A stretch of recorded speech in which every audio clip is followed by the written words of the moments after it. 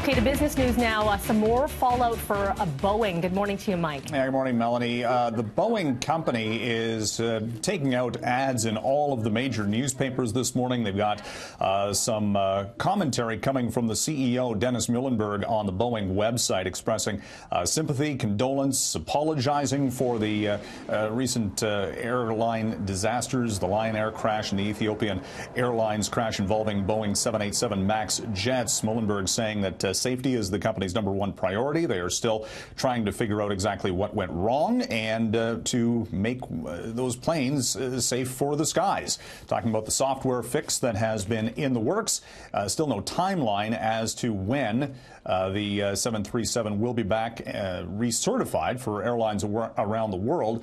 Boeing is losing an order, though, on those jets. An Indonesian carrier this morning has announced it is pulling an order for 47 of those aircraft. It's worth about $5 billion U.S.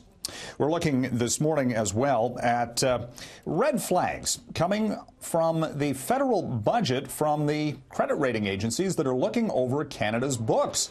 The Fitch credit rating agency saying that when you tack on all of the deficit spending that the Liberal government announced this week in Ottawa, combined with the provincial debt loads, well, that is not necessarily consistent with a AAA credit rating, and that is a warning from Fitch that is saying that if the economy were to turn lower, that could put some serious pressure on the Canadian debt financing.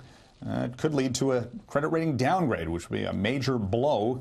Of course, the U.S. had its credit rating downgrade after the economic crisis almost a decade ago, but nevertheless, a warning about piling on more debts on various levels of government. European Union agreeing to a delay in the Brexit proceedings, pushed back to May 22nd, an extra 2 months for Theresa May and her government to get some sort of a divorce deal done. There's also talk that there could be even a second referendum within the UK to basically just negate this whole idea of separating from the European Union.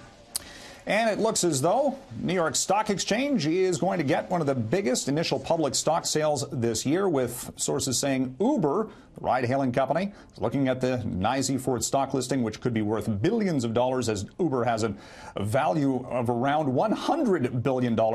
Could also be looking at Pinterest going to the New York Stock Exchange, and Roger, of course, Lyft, the other ride-hailing company, is going to the NASDAQ. So they're all angling for these big stock sales, which, of course, bring in billions upon billions of dollars for investors, the companies, and the brokers that do the sales.